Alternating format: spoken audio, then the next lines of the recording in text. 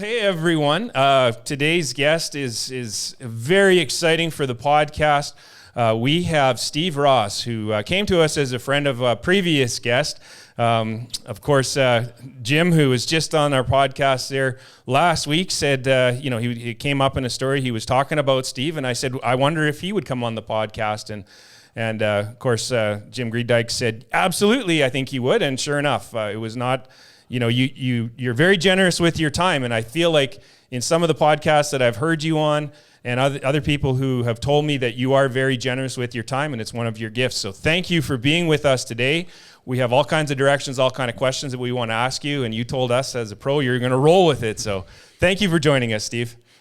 Hey, I'm thrilled to be here. I love what you guys are doing, and I love talking about horses more than anything else. Yeah. Awesome. Yeah. Welcome. And as much as we don't have and don't ride horses, we share that love, we share that passion, and it's something that Mark and I, coming out of the hockey world into the horse world, it's been so special for us. And some people ask us like, hey, don't you get tired of watching the horses go around? And we don't.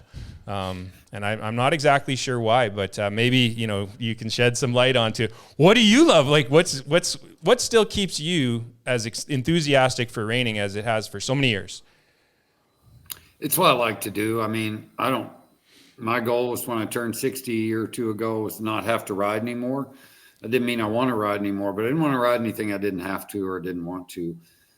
And I got to that point, and I'm like, I still like to ride. I love it. I love solving a puzzle of training a horse.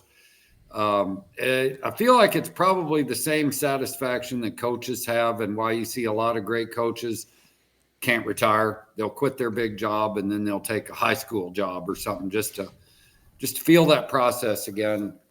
I love coaching horses, and it's just something I would do even if they didn't pay me for it. So that's why I do it. And reining is like the hardest crossword puzzle there is. It's the hardest thing to get a horse to do, in my opinion. I know every other discipline would argue. Oh yeah, well here I am. I'm going to argue about that. I'm a cow horse enthusiast. I think there's more moving parts, but there is. We try to emulate the reiners, but we've got two more puzzles inside that, so we can save that argument for a little bit later. Well, Ron, but don't you blame it on the cow when something goes wrong, whereas the reiner blames it on themselves? It's the same. Well, not all reiners accept that, but there's a few more excuses. Along with more puzzles, there are more excuses. Yeah, the cow horse, way too many variables for me. I like reining, what I can control. There's a lot of it. Well, it was pretty interesting to have a person like Andre Fapani venture into the cow horse deal, and very successfully too. Just knowledgeable, or just a knowledgeable horseman and a skilled competitor. His rise was meteoric. It's that. Andrea's my neighbor. I've known him forever. And it surprised me when he did as well as he did, but not really, because that guy is one of those guys that will figure out how to beat any game. If he was in a pool tournament, he'd hire the best coach, he'd practice around the clock, and he'd win it. I mean, it's interesting. I just talked to him. He's going to take a couple of years off from the cow horse just because he wants to help his son start his business. And it's a huge demand on his time. But, man, to do what he did, and I even talked to some cow horse guys and some cutters, they hate reiners more than anything else. They were so respectful with what he'd done. They said, man, that guy out of the herd, he should not be that good. No, he shouldn't be. But he is. He did an outstanding job. I mean, one of the most difficult things is the cow part, being able to read a cow, understand a cow, and what it does. And he had a home run. I mean, for 2 years in a limited age event, that was really, really interesting. Well, for the majority of our listeners at this time do come here in Canada, but you do have some Canadian connections, and I don't know what all of them are, so I'd be curious to hear any connections that you've had in Canada over the years. I got some great friends from up there, and I worked for one of the greatest horsemen ever. He was from Alberta, a guy named Winston Hansma, his brother Paul, cutting horse trainers when I was young. They both won the NCHA Futurity. and they were just great guys, typical, Dutch migrants that moved to Canada. Their dad still wore wooden shoes when he was still alive, and they farmed up there, and they got an affinity for horses. They got involved in it. And, that whole area has always been so influential in the Western horse training world, whether it's the cow horse, whether it's the reining, whether it's the cutting. For the small number comparatively to what we have in the States, there have been a tremendous number of great horse trainers and great horses that have come from Canada. And the Hansma family is a huge part of what we do, because Dave Hansma manages the Claresholm Agriplex, which is, where we were able to get started in creating our show, and his knowledge and his support. And then another Hansma, his brother Taco, gets on the tractor and makes sure that we have the reputation that we have for the best ground in Canada. We love and know the Hansma family well. And I had seen Winston's name there in your bio.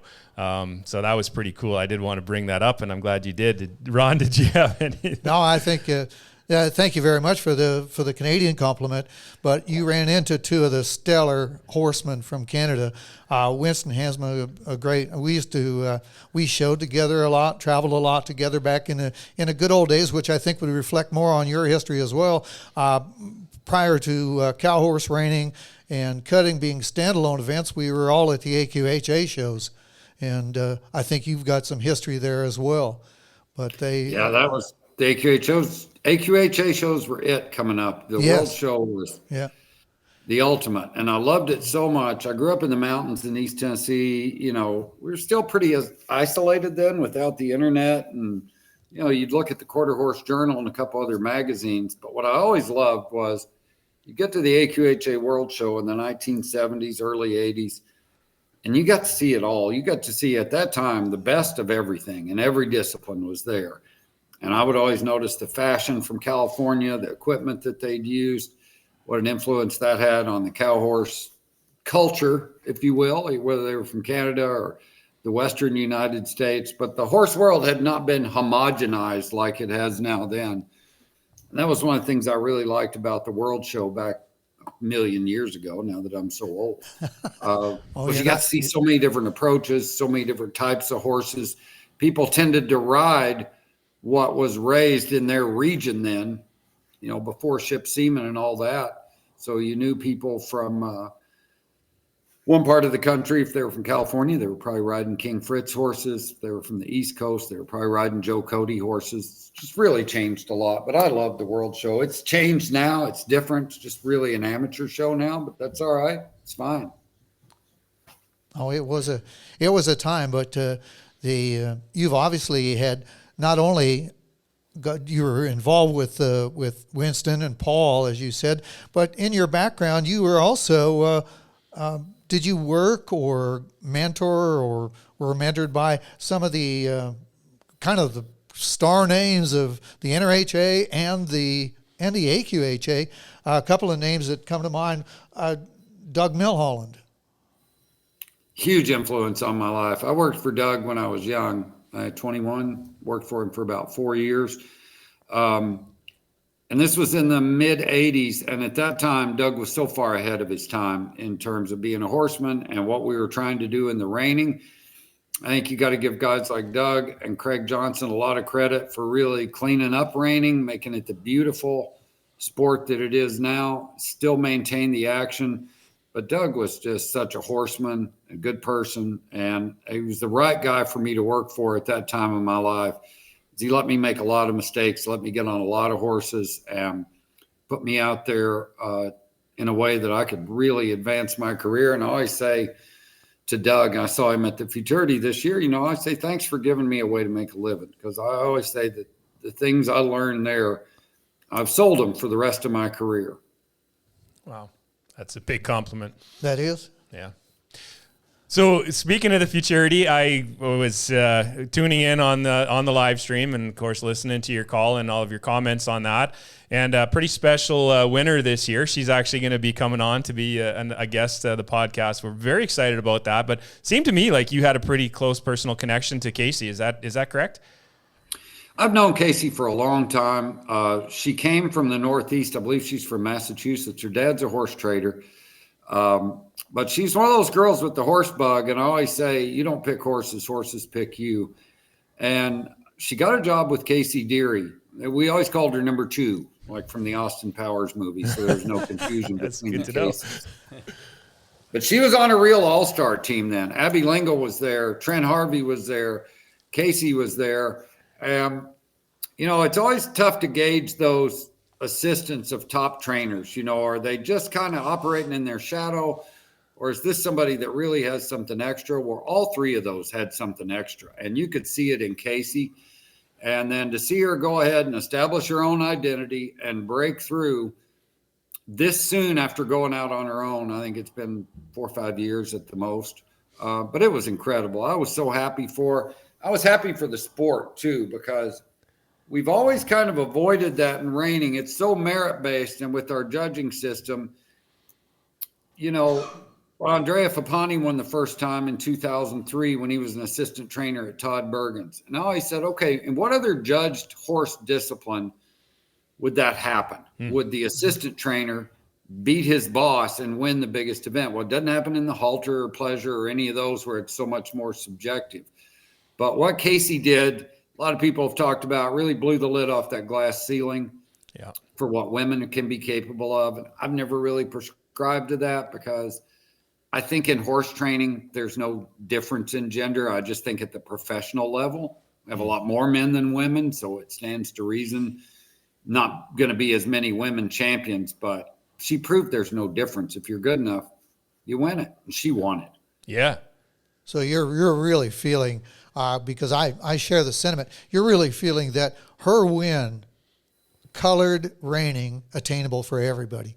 And not just because she's a woman, but because she didn't have a high profile prior to that Saturday night. That's right. And, in the industry, on the inside, people look at it a little differently than the general public does. And, we all knew Casey was capable. It's not like, it's kind of hard to describe. Like, there are riders that can give themselves a shot to win these big events. Now, they need the horsepower. The good riders tend to attract the better horses, because if you own one, you don't want to take any chances. But credit to Peter and Courtney Morgan. They reached out and bought that horse from Tamarack Ranch at Casey's request. And talk about pressure for a trainer. When you tell one of these owners, step out there and buy what an open horse looks like anymore, they're not cheap. And they don't do it because you think, well, I could probably get 27th on him. No, the expectation is to win. And she not only got that horse trained, she nailed it in the finals. But it wasn't a surprise to me, because she owned the practice pen all week. Like, if you go out there in the middle of the night, that horse was John Travolta on the dance floor when he went to stop. Everybody just clearless watching. Yeah. And, my only concern was, can that horse carry what he's done all week? Can he just be himself through the finals? And up against what looked like an overwhelming favorite in Mark My Word.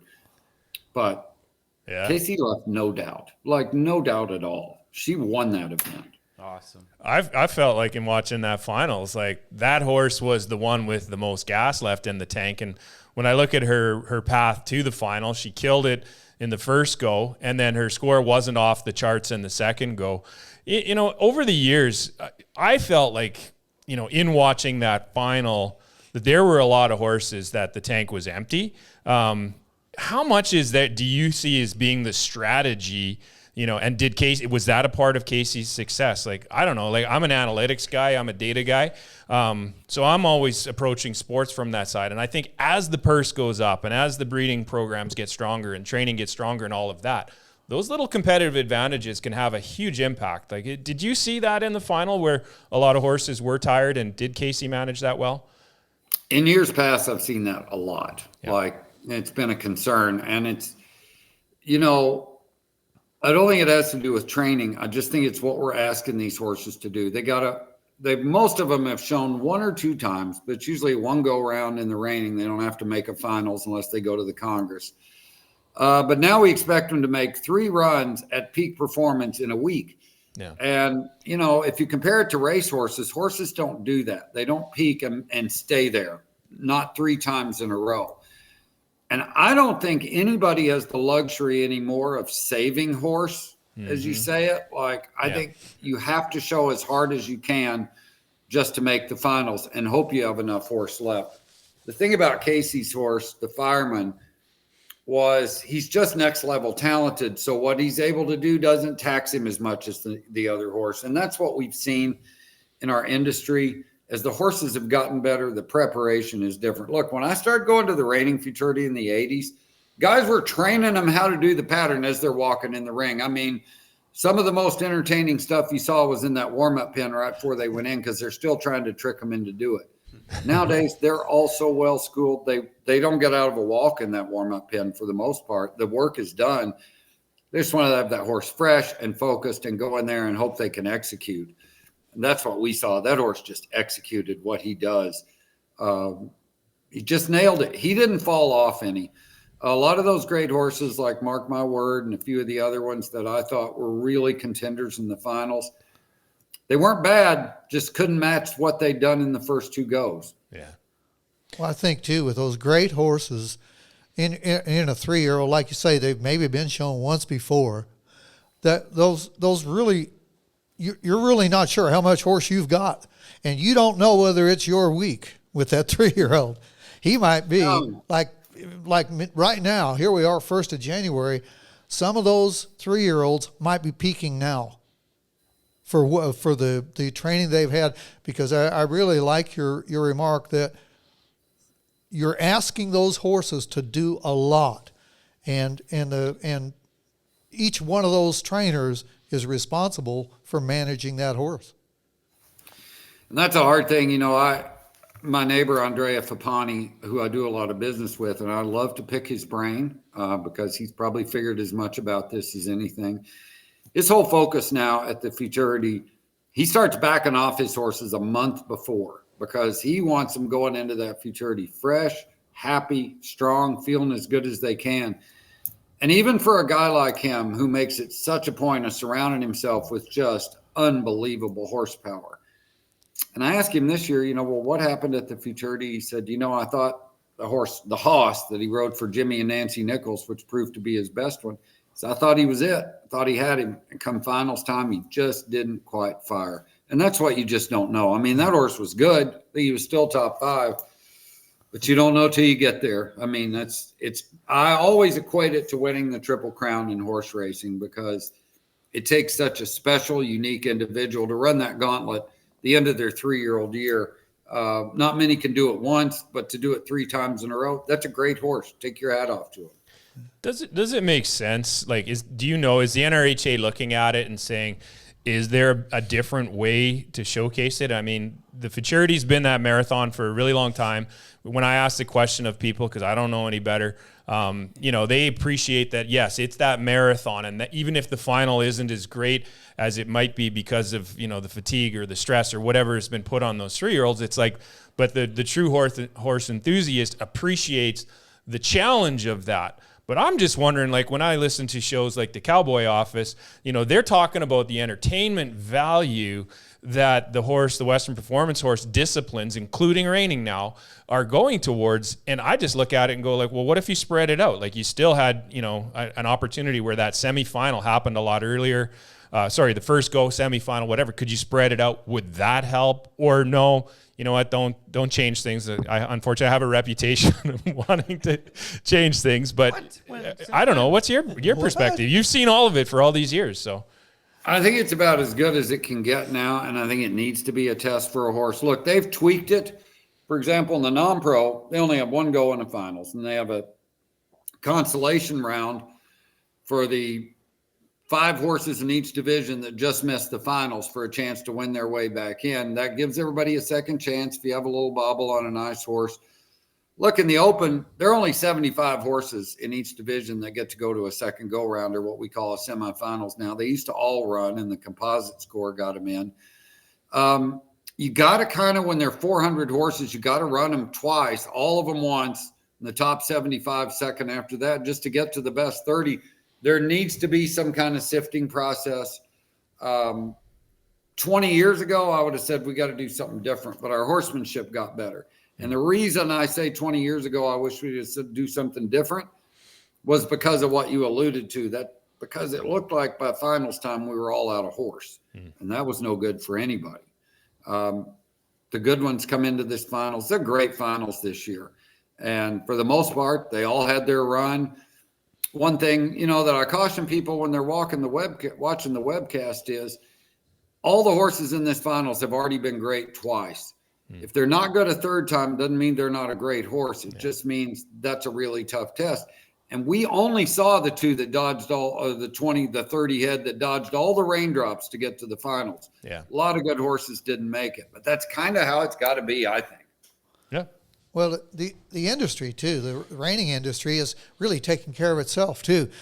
They're recognizing that the NRHA futurity, which used to be kind of the brass ring, the reining industry has now created a place for older horses, and we can go from 4 on up, for older horses to really shine. We've got a lot of, and I mean, here again, where does Steve Ross go from here? Well, he goes to the American Performance Horseman. He goes, like, you have a lot of events that you have the luxury of sitting watching these older horses really, really showcase, don't you?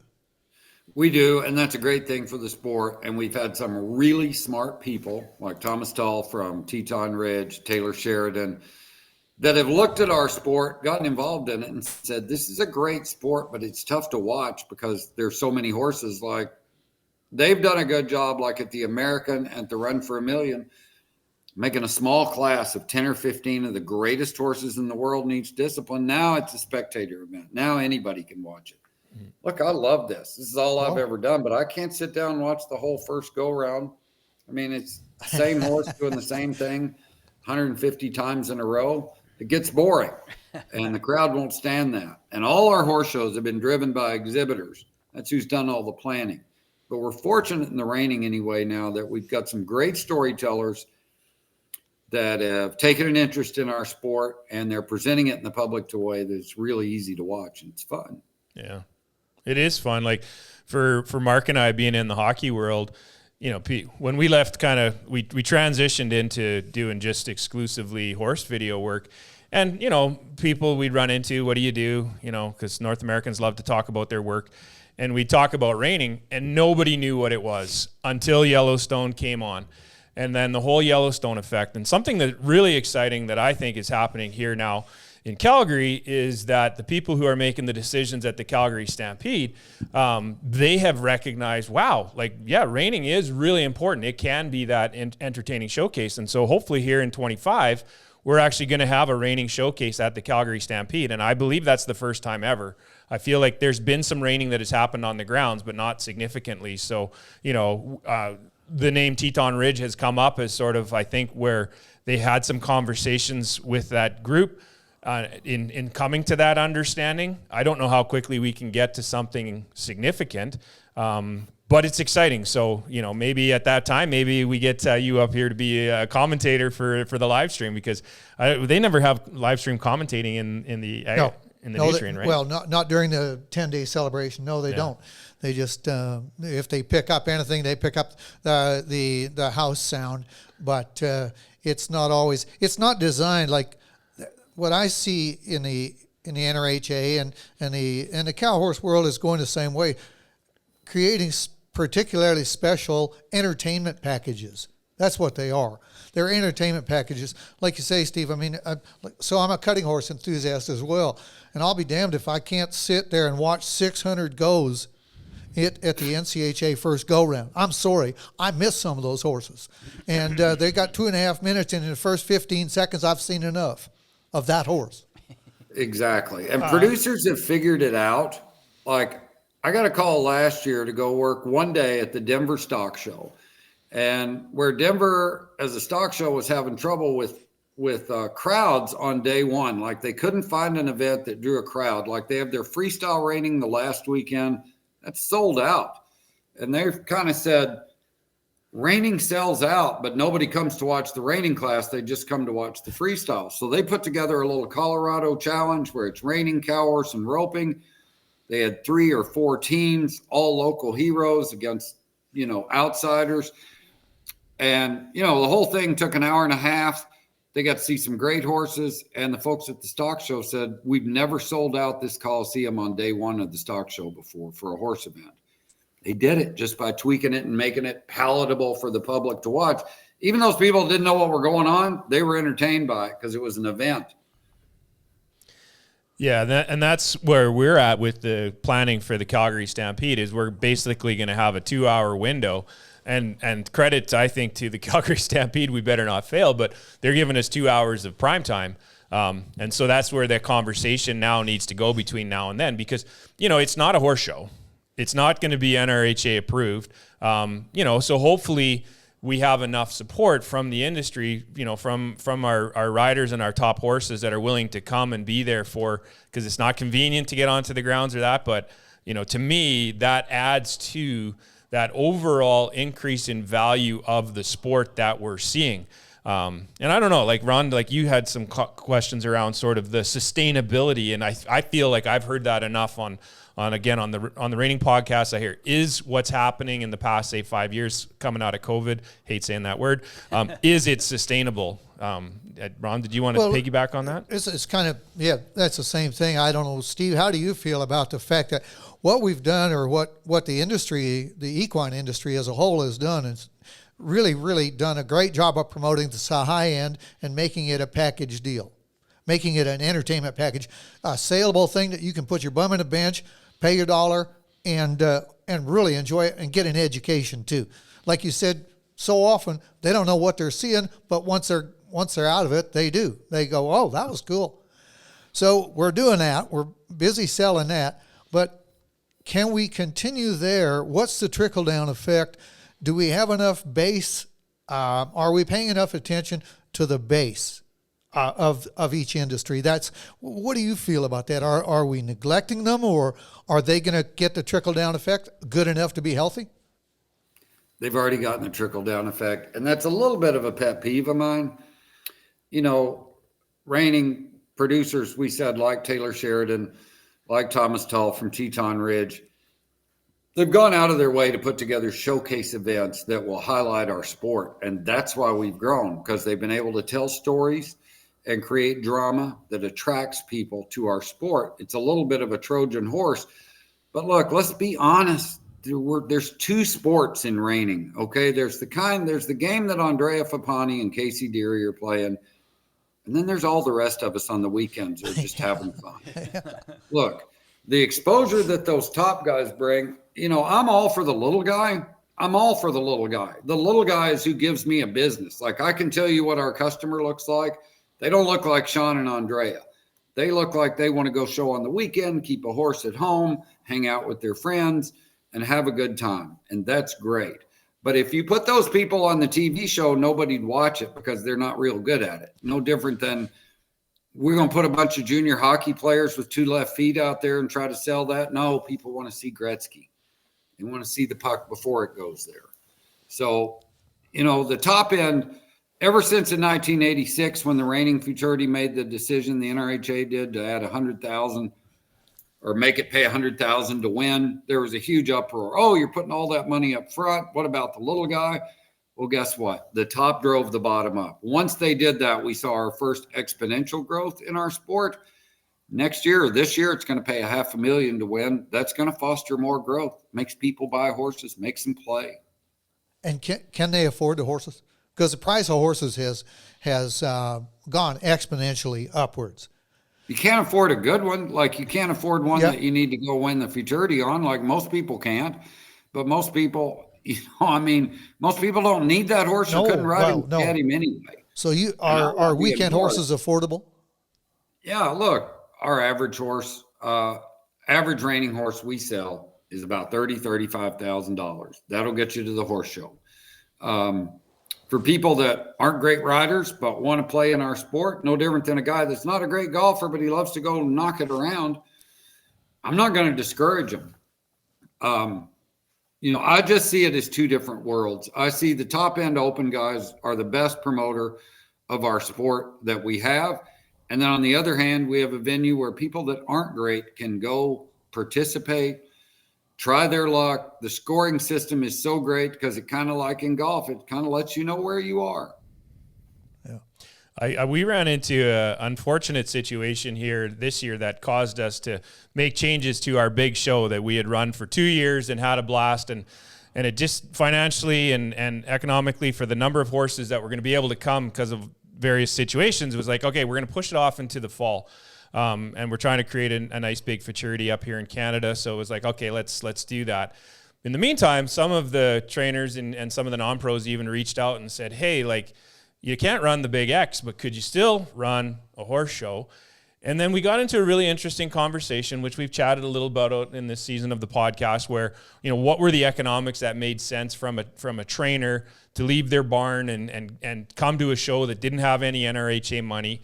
And so then the decision was, okay, we've got a club, no NRHA. We're just going to run a club show. We got a couple of Canadian judges here that recently retired, gave up their card so they could still come.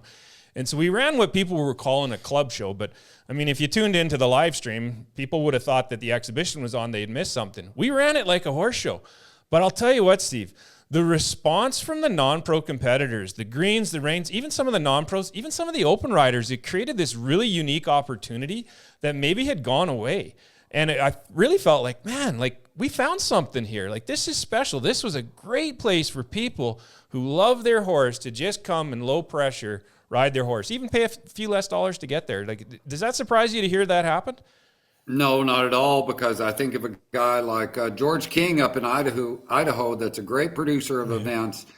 And he puts on a show, started a couple years ago, called the TKO show, where all the money is for the ancillary classes. My wife went up there with her novice horse non-pro horse last year and won $11,000 in the novice horse non-pro. Yeah. All that money they would put toward a derby or a futurity, they put it in the ancillary classes. And as you said, the non-pros, if you want to call them the little guys, they love it. That's their horse show.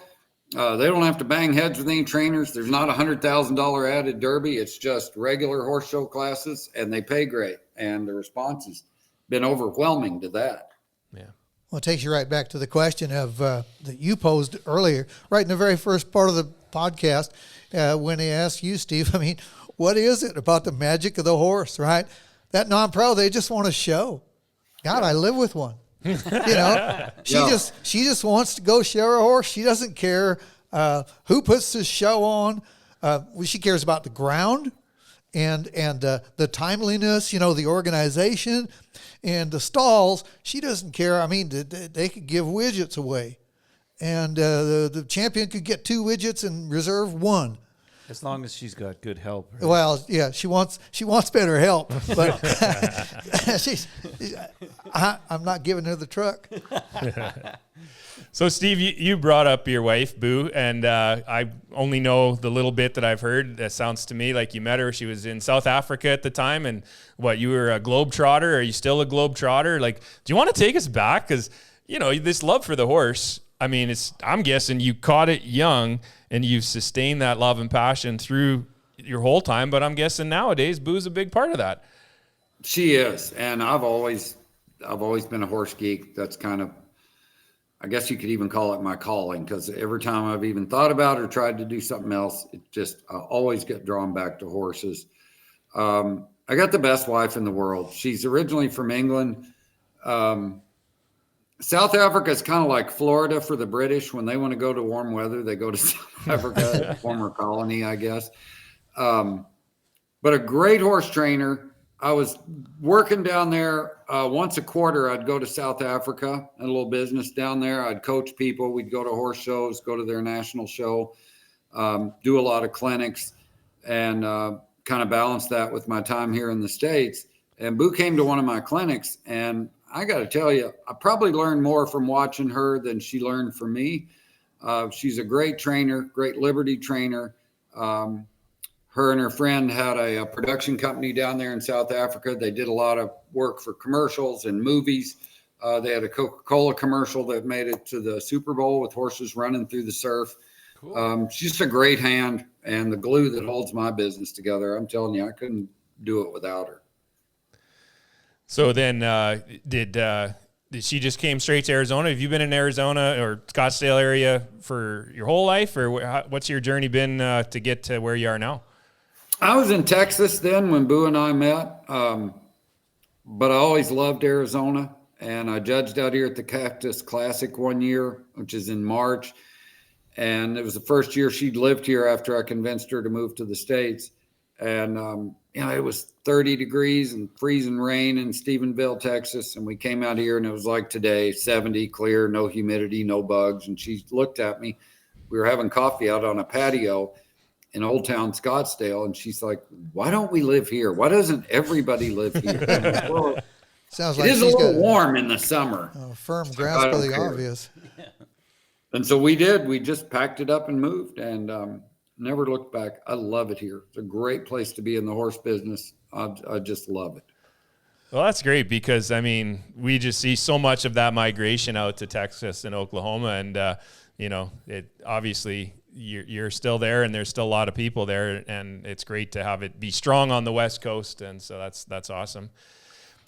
Yeah, I don't know why. Like you mentioned Jim Greendyke. I told him, I said, Jim, this is the greatest area to do horse business in. I don't know if that's why he moved here. He'll tell you it is. But, I'd lived in North Texas most of my life. There's no comparison. Scottsdale's the only place where there are horses and the owners live there. Yeah. Like there aren't any wealthy people that live in Aubrey, Texas, except the ones that bought a horse ranch there because they wanted to be near their trainer. So a lot of resources in Scottsdale, great horse show tradition. The Arab guys trained customers that it cost money back in the 80s to play this game. So it's a great culture for the horse business, and it's a great area to live in. Yeah.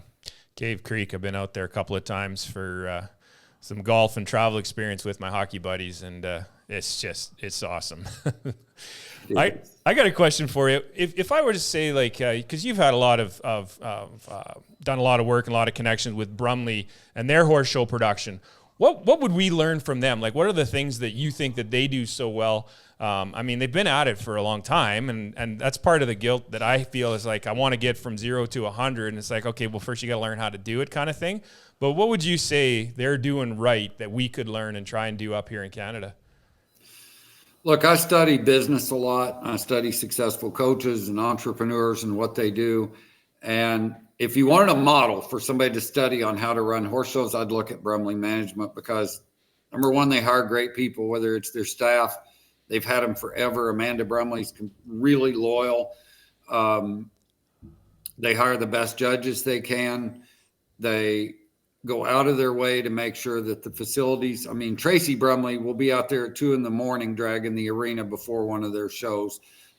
It's not just a top-down organization. Mandy and Tracy are so involved, and they're not afraid to innovate. They're not afraid to try somebody new. Look, a lot of the reason I have the little side career as a commentator or announcer is because Amanda Brumley thought, what can I add to my shows? And she asked me one year, she said, we gave you a wireless mic during the Derby. Could you interview the contestants when they came out of the ring and get their reaction? Nobody had ever done that before in the reining, and it was really well received. Little things like that. They just keep trying to get better. They've seen the tea leaves. They've read them. So Mandy's adding a ranch riding challenge this year because there's a demand for it. It's not going to take away from the reining part of the show. Just innovators, and they hustle.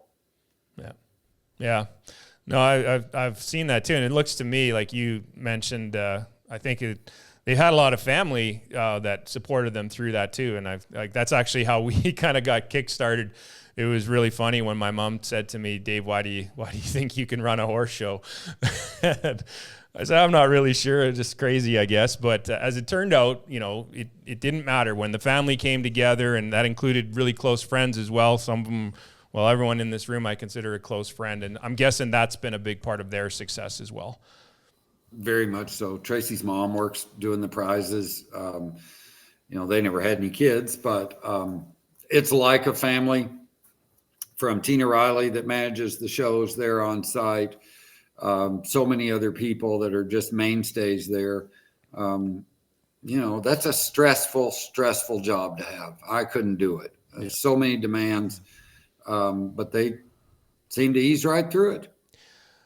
So when I look at our biggest chance of being successful here in Canada, I really feel like having a good stallion auction and incentive program is essential. I know that the market is saturated on that.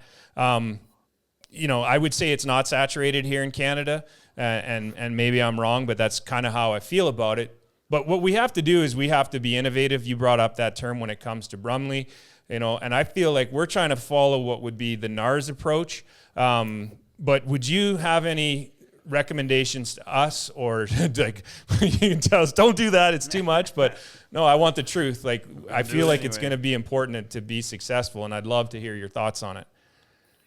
And I know this, people respond to incentives. And so whether it's a breeding program like you mentioned, or a little something extra that you do at your shows, whether it's a saddle series or something like that, that's been the biggest driver I've seen in entries to shows. Here again, don't be afraid to be innovative. People will respond to a concept. It's not just about throwing money at it. As I said, the show that they put on in Idaho, the TKO show, they have less added money there than they do at the Best Little Derby in the West, same company. But they spread it out among the lower division classes, so it seems like a fortune to those people. And because I'm one of those people. And it's just made that a massive event. Only one without an aged event tethered to it at all. It's just a horse show. Well, historically, and Ron can attest to this, like when we were coming up with the concept of the exhibition, I said to Ron, I want to have a 10,000 open. And here in Canada, that was a big deal. And Ron said to me, why would you do that? Like, thinking that was dumb money. And the reality is the 15 horses that we showed up for the first year, we had some wicked judging. We had Dean Latimer and Patrick Wickenheiser and Bob Poplin come out. And then, of course, Wayne Latimer, the feedback after that first go of 15 horses that we did that, they said I believe it was Wayne who had said the only place he's seen raining like that was in Oklahoma. And we did this in this little town of Claresholm here. But it created something special, something to talk about. And it's been great. So I don't know if we can continue to do more of that because the economics have to make sense. But anyways, did you have any comments to add to that, Ron? No, I think that I kind of like the fact that my concern with the $10,000 open was it was too much too soon, like too big a deal.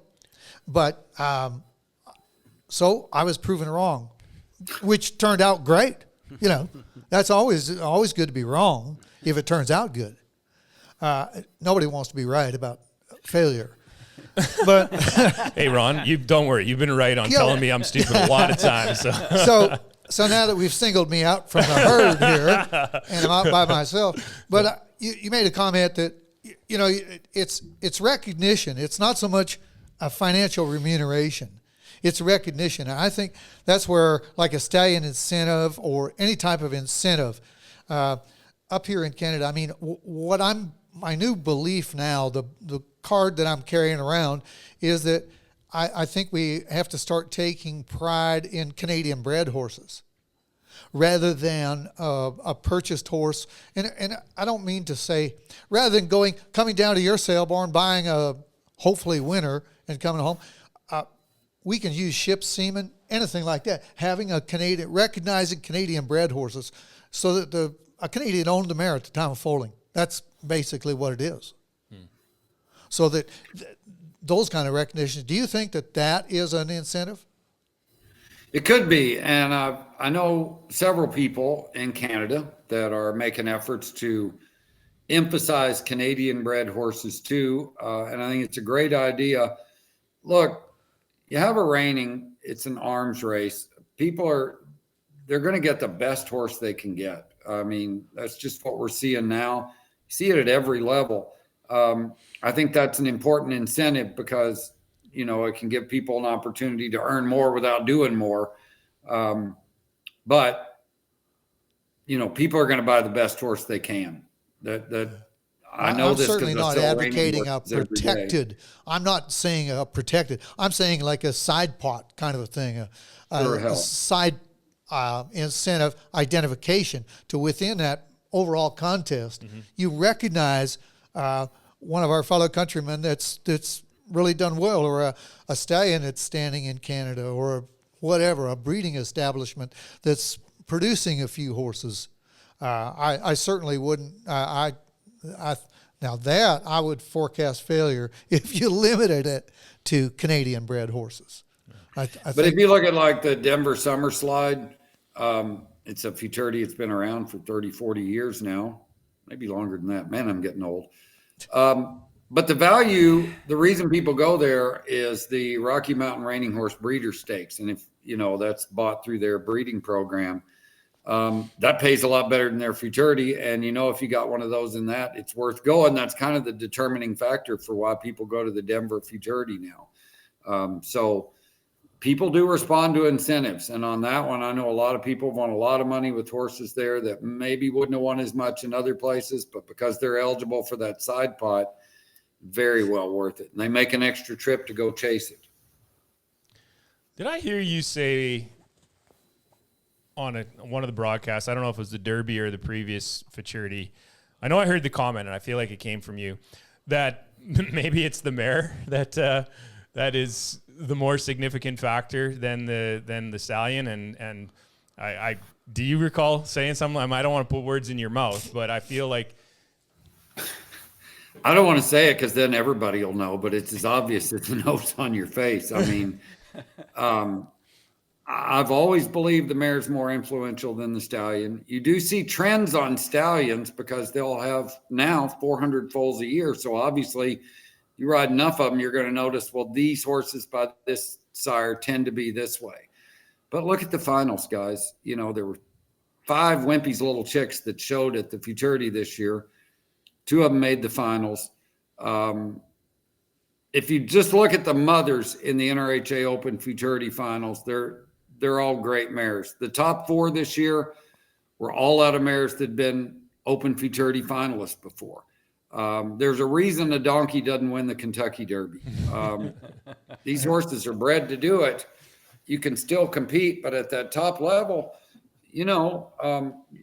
if you don't have access to those horses, you're competing against a football team that gets a lot of 5-star recruits, and you're having to go make your own. So you can still do it, but it's tougher. But it's all about the mares. It's why I only have one brood mare, because I only found one mare good enough that I wanted to ride her babies.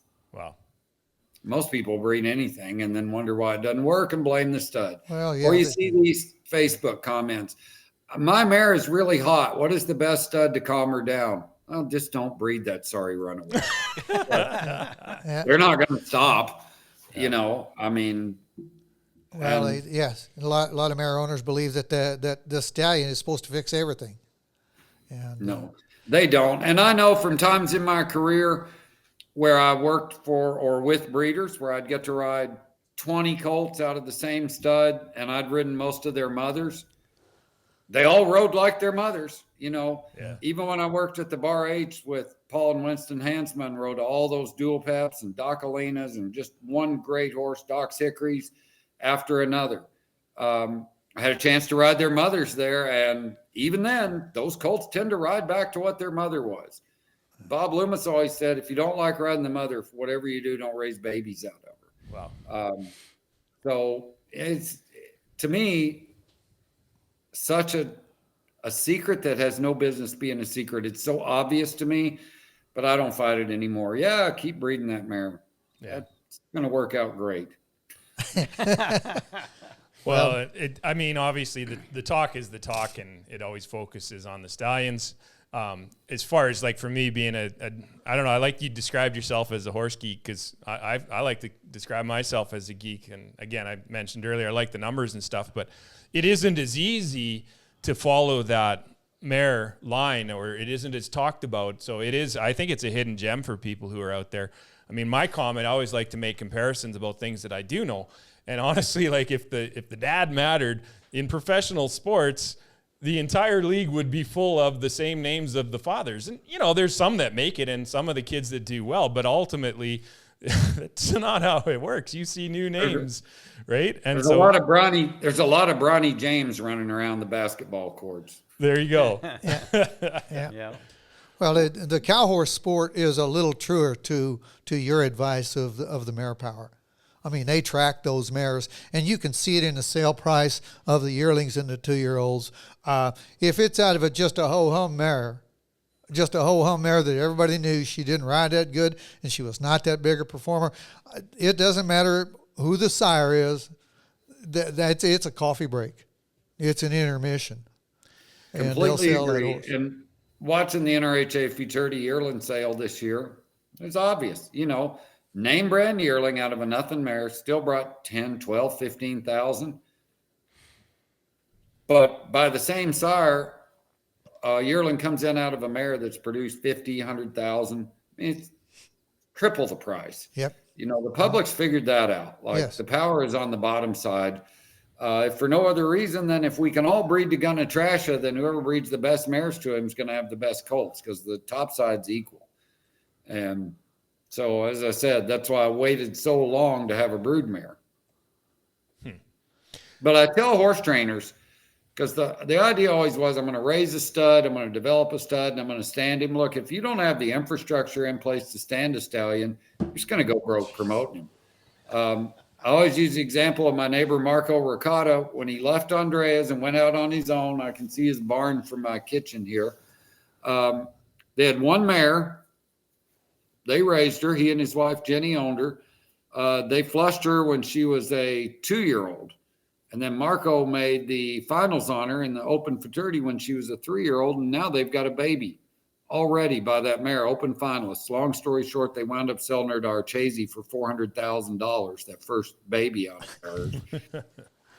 But ever since then, that mare's just been a cash flowing factory for him every year. They made their own. Every year she has 1 or 2 babies, and every year somebody's standing there waiting to buy them. Wow. Why wouldn't you do that? Why wouldn't you feed one? Yeah. It just makes sense. So, hey, we're getting close to taking up an hour of your time, and I want to be respectful of that. We could all talk to you all day long. My one question for you, because you get asked a lot of questions, is what's the question that I didn't think of or we didn't think of that we should have asked you? What do you want to talk about? I have one if you can't think of something, but go ahead. I'm mulling that around. This is good. Don't lose that. I want you to come back with that question, but for now we'll sideways with Mark and come back to that. Well, you had just mentioned your time earlier with the Hansmas, Winston and Paul, and Dave, their brother, is going to be he's committed to be a future guest on the podcast and works with Taco, as David mentioned. And Ron and I have watched their brother Jerry work his magic in the cutting pen for many, many years. And just would like if you could share any Hansma stories that we can bug their brother Dave about on a future episode from your time with the Hansma family. Besides the wooden shoes comment, I mean, that's timeless. But boy, I don't know if there's any I can repeat. I'll say this about those guys. I met them in 1990. I was just a kid, 20s, late 20s. I just moved to Texas from Nebraska, and I just started going around to ranches looking for a 2-year-old. I had a guy that buy a 2-year-old, and I said, well, I'll look at some of these cutters and see if I can get an edge on horsepower. So I went to the Bar H. I met Winston. He showed me a couple 2-year-olds, and I tried them and said, I don't think these will work for me, but thanks. And he said, hey, you want a job? And I'd ridden some cutting horses in high school and stuff, but I was no part of a cutting horse, man. Still aren't. But he reached out and gave me a job, and I've never been treated better by anybody in my life. I'd worked for horse trainers most of my life up till then, and wasn't always a picnic. And those guys were respectful. They were businesslike. They showed up every day. They did their work and they went home. And that's not the norm. And those guys modeled for me how to be a professional horseman. Cool. Thank you. That's not an embarrassing story. I think I have okay. a few. They were just awesome. They're some of my best mentors, best influences. I'm still friends with Winston. Still talk to him a couple times a week. If I want to know anything cutting, that's who I call. And just guys are a tribute to their profession. I'll put it that way. Cool. Well, if you haven't thought of that question that I wanted you to say, what's the question we should have asked? I would be curious to know. I find when I talk to people about the cowboy office and I love they dive into the stats and they start to ask some questions about doing things differently. So I love it. Just but not everyone I've talked to agrees with some of their ideas. Where do you stand on some of the things they're talking about there? Oh, I don't know. You're trying to get me in trouble. You don't have to answer. I'm a positive person. Yeah. I'm for anything that's going to advance this horse business, but at the same time, at my core, I love horses, and I want to do right by the horse, and I want to see things done that kind of pay the horse back. I look at it now at 61. Your perspective changes over the years, and I see everything that horses have done for me, and it makes me feel a real strong sense of obligation to give back to the horse. And what I mean by that is, let's treat them right. Let's be fair by them. Let's just be the best steward of these horses that we've been given that we possibly can. And I try to live up to that every day, and it's paid off in my business. And I only do it though because, and this is crazy. This is just me, but I feel like when I die, I'm going to answer for how I treated these animals that I got entrusted with. And earlier in my life, maybe I wasn't real proud because I didn't know what I was doing. And I wish I'd have treated my horses better, but I can do something about it now. So I just try to give my horses the best care, be a fair coach to them, never an abusive coach, just a demanding coach, but fair and always compassionate. Wow. That is a great answer. I guess, what you were kind of describing for me there, we think about the willingly guided, and I don't know, is it such a thing, wantingly guided? And that to me, like when I saw the fireman go down there, he wanted to do that. It was, and when you see that, it's pretty magical. And that there's sometimes when I'm sitting in the camera chair watching horses go around and I know I have no business getting on, and I see a horse who's wantingly guided and I think, yeah, I could do that. And if, and that to me is the most special moments. And you can tell too, the riders that the relationship that they've built in that situation. But it's, a guy I credit a lot is Casey Deary, because his style is so palatable for the public. I love the way he rides his horses, and it shows up like they show over and over and over again. Like he'll get a good one, like Downright Amazing. He'll show him 4 years and that horse never weakened. His last run was better than his first one. Those horses at Casey's are good eared. Their top lines are level. They're great movers underneath. They steer. That's that type of run, and his influence on the NRHA has been really, really, really important. Yeah. Did you want to? Great horsemen always tell you, you can't make a horse do stuff like that, but you can damn sure let him. And it's true until we find the magic of how as you've talked about, until we find the magic in ourselves to allow that to happen. That's when we start, as you say, paying back for some of the earlier times when they were educating us. So now we're trying to pay them back just to balance the scales. So when you get to the pearly gates, you can maybe get admission. There you go. Yeah, I got one more thing here, and I don't know. Are you going on that as well, or yeah, no? No, you take it. Oh no, you got that. Okay. I just a description of your training style that I've seen here. I just wondered if you wanted to. I feel like you've already expressed it, but the low key approach. I'm guessing that's kind of in line with what you're talking about. I let horses do it. Look, you can't train a horse any faster than they're going to train. One of the great things about age is if you're wise at all, you should gain some modicum of patience. Yeah. And I like to think I've gotten there. And I'm also have enough perspective from doing this my whole life to know that some horses can and some horses can't. And I'm not trying to make a horse that's not capable of doing an event do it anymore. I remember I was at the great Bill Horns, one of my other great mentors, one time. And Bill was riding a little knucklehead 2-year-old, didn't want to play. And he, Bill, to me, one of the greatest horsemen that's ever lived. And he got off of him, and we were going back to the barn. He had a little round pen next to the barn. He stepped off that colt. He kind of looked at him. He tied the reins back to the saddle horn. And I said, "What are you going to do with this colt, Bill?" And he said, "Well, when I was younger, I'd have left him checked up in that round pen all night long. And guess what? It wouldn't have done one bit of good. Mm-hmm. They're either going to be a good one or they're not. So he said, I'm not going to make his life miserable because he's not talented. I'm going to try him a couple more times. And if he doesn't come to the party, we're just going to be done. Yeah. I was like, wow, what a great piece of advice from a legend like that. And I was lucky to be around Bill when he was later in life. He quit drinking, had a ton of perspective, but he was still super athletic. And he left an impression on me. Loved horses. Like everybody I've ever known that's really good, they don't love what horses can do for them. They just love horses. And I'd like to think I'm that way because I do. So we'll see. Makes it easy to get up in the morning and go to work when you're that passionate about it. Love your job, I guess, and you never work a day in your life. I guess love your horse and working horses and never actually have to work a day, because I know it's not easy. But it's not easy, and I don't love every day of it. I can't think of anything else I'd do. Well, Jim had sent along that you had said you get to get a softball question about how the Steve Ross Academy has revolutionized an entire industry. So we'll get to that. But then he also said that you mentioned, and this is a quote here, so I have no idea where this is going to go. You get to ask us about our experiences with Sasquatch. Yes. And so I'm curious because I have no idea what that means. I'm fascinated by people that believe in Sasquatch. And there's a lot of them in Canada.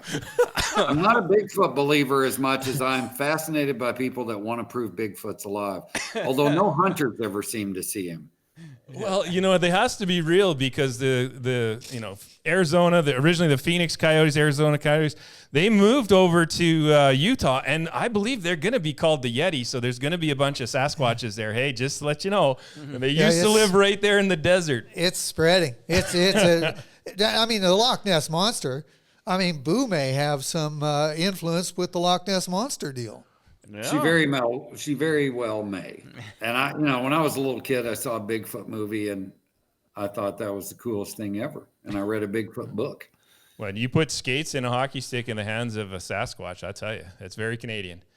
It's very Canadian. Yeah, we're not as nice as people think. Yeah, and he was real. It wasn't Andre the Giant. We go back to some wrestling. It wasn't Andre the Giant. It was a real Bigfoot that was on the $6 Million Man, wasn't it?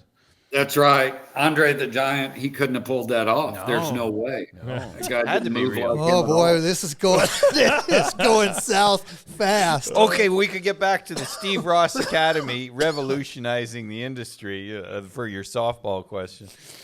I don't know if it revolutionized the industry, but I struggled financially for about the first half of my career because the justification I always used was, well, I get to do what I do for a living, so it's okay that you're not making any money. But I kind of came to the realization that the horse trainer business model that I kept plugging into my business just was never going to work. Like, it's not set up to be a profitable business. It's just a passion project. So I changed my business in my life where that wasn't the case anymore. And then I saw a lot of other horse trainers struggle. And these are my people. And I know this struggle better than anybody else. So a couple of years ago, I started an online course. It's not really a business course because I didn't go to business school. I'm a horse trainer. It's an entrepreneurial course, and I help horse trainers just make a better living. They're all different, and we've all got a little take on it. But I've got some principles that I use and some techniques I use. And obviously, we probably sell more reining horses than just about anybody right now. And there's a reason we do that. We have a process, and I just it's been the most rewarding thing I've ever done because I've seen some of my students really turn their barn around. I mean, they're not winning big prizes, but they're paying their bills and they're happy to do it. They got a little extra money to go do something. They can feel good about it. And it's just been the most rewarding thing I've ever done. I have a class at 2:00 this afternoon. I'm looking forward to it. So it's fun. I really have enjoyed it. And it's do you mind diving into the weeds a little bit, how it works? As an educator, former educator, I'm fascinated by that. And obviously, online it just unlocks all these possibilities. So how does the process work as far as how do you produce it? You don't have to go too deep into that. But then, I'm thinking of our Canadian professionals here who are going to be listening to this podcast. What will that experience look like for them? Oh, we got some great students from Canada. And, I try to make it accessible. once a week for 2 hours on Thursday. We have a Zoom call. Everybody gets together. It's a chance to make everybody accountable and talk about what we're doing. I do send them a curriculum that's recorded on some lessons that I just think are invaluable for a horse professional about how you should run your business. This has nothing to do with training. This is about running a business. Mm-hmm. And I have an app that looks like Facebook where we can communicate 24 hours a day. I tell people, look, if you're going to sell a horse, send me your ad first. Let me proof it. Yeah. We'll get some feedback. So everybody's gotten a lot of chances to learn from that. And then that weekly interaction, just the one thing the students have told me a lot about, they say, oh, this course has made such a difference and I'm doing so well. And I'm like, well, why is that? And they say, more than anything else, it's the accountability. It's having somebody and a whole lot of somebody's every week. When you said, I'm going to do this, now you got somebody to call you on it. And we're not tough about it, but there's nothing like this in the horse business. We're all independent contractors and we're all out there. It's a competitive business, obviously. So it's, in a lot of ways, sometimes I laugh and say it's become more of an emotional support group than it has a business course. Yep. But that's been invaluable because we're all fighting the same battles. We all have crazy customers. We all have sorry horses. We all have the truck broken, whatever the problems are. And I think it's really good for young trainers, especially, to hear that this is not unique to them. It's the same struggle everybody goes through. Running a business is hard.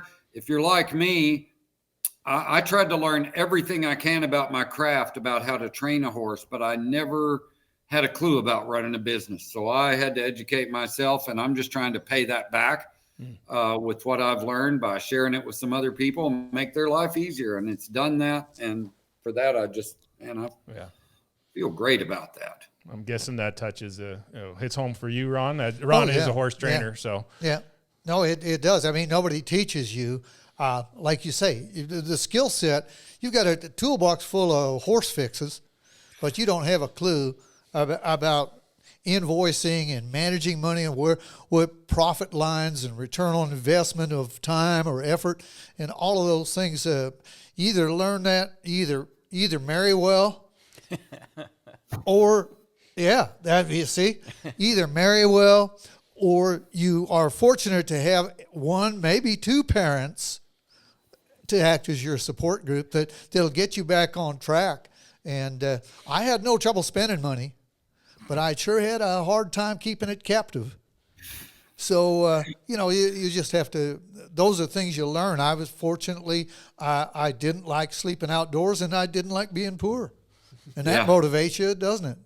That will motivate you in a heartbeat. If anybody's interested, they can go to steverossacademy.com and find more about it. Love to have another student. It's fun. I always make a new friend when we do it. A lot of them I already know, but we've had some really famous horse trainers in our group. Can I make a comment to that? And I don't mean to cut you off, but I've heard it said a couple of times with some of our guests who work or live down in the U.S. where that community of professionals is supportive of each other, and that's just kind of more what I'm hearing right now is. You're leading it, but you're also bringing in other professionals together because to me, it's the industry. If one trainer wins it all at the cost of all of the other professionals, the industry is gone. The more that a larger group can be successful, the more success everyone will have. I don't know. And the hope I give them, and I'm always so humbled when I see, we've got world's greatest horsemen, NRHA futurity winners, some great horse trainers that I respect, and I couldn't start them when it comes to training a great horse. But they're in that same place I was. I love doing this. I can't and don't want to do anything else, but how can I make it profitable? And to be able to kind of open that up for them, because as you said, if your mom and dad don't teach it, they don't teach it in school. And unless you're fortunate enough to work for a really responsible horse trainer, that kind of lays some of these things out for you, how do you know it? Yeah. Well, if you think about the young trainers, to me, it seems what happens is, so you're a young, great Canadian rider. You decide, hey, I want to be a horse trainer. You cross the border, you find yourself a barn to work in, and you learn about the horses. But I'm curious in those situations, how many of those trainers, if they're being successful, are then sharing that financial side, Well, or is it all about the horse? I think, Dave, it might surprise you to find out that the head trainer doesn't know enough to share. Okay. You know, Yeah. his information package of success isn't that large.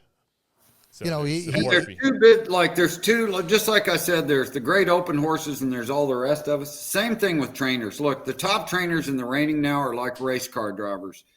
You got to have a team behind you. You got to have a lot of resources. You got to be able to go and get those horses every year that are capable of putting you to the top. And I don't care who you are. I don't care how great you ride. If you're not getting the best horses, you're not going to win. I mean, it's like recruiting in any other sport. You got to get those. But for the rest of us who are just trying to make a living and haul some non-pros to a shows,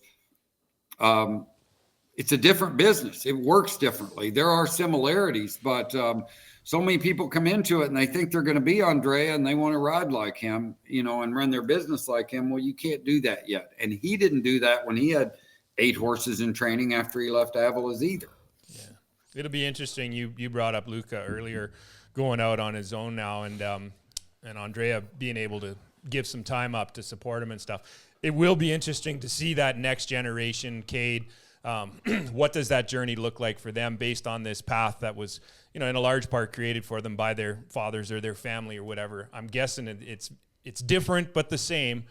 I don't think it got any easier. I feel like the pressure maybe's gone up, and that can be hard. I got a great Lucas story because my youngest daughter and he used to catch a school bus together every morning. I'd drive by Andrea's barn. I can see it from here. And they caught the bus right across there. And Luca would ride before school every day in high school, and they'd go to school. And, you know, his dad instilled that work ethic in him. If you're going to show, you got to be out here at 5 a.m. before school. And we'd drive by their indoor, and it'd be Andrea and Luca. And then Andrea thought, you need to finish your education. You need to go work somewhere else. And he did. And obviously working with Casey Deary after he worked with Corey Cushing has been a great thing for Luca. So a couple months ago, I was over at Fapani's picking up a horse, and I was talking to Tish, Luca's mom, Andrea's wife. And she said, hey, Luca's going to come back here.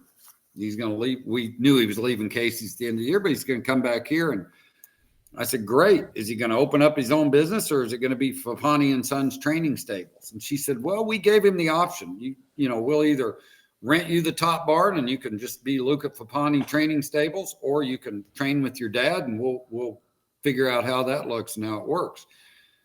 And she said, Luca looked at me and said, oh, I'll just rent the top barn. One thing I learned at Casey's is you guys work way too many hours.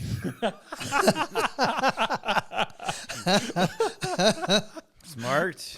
Oh, that's great. It is smart. Look, there's different, everybody's got a different way of doing it, you know, and whatever works for you works for you. Yeah. Andrea is the kind of guy that whatever it is, he will work it to death. Like, well, and I mean, you throw out names, and because I listen to Andrea's podcast and I watch the live streams or follow along, I feel like I know these people, having never met them, and and you get the sense of what you're saying is exactly right. And to me, it seems like Casey, who you brought up several times, is just such a gift to the industry. It amazes me,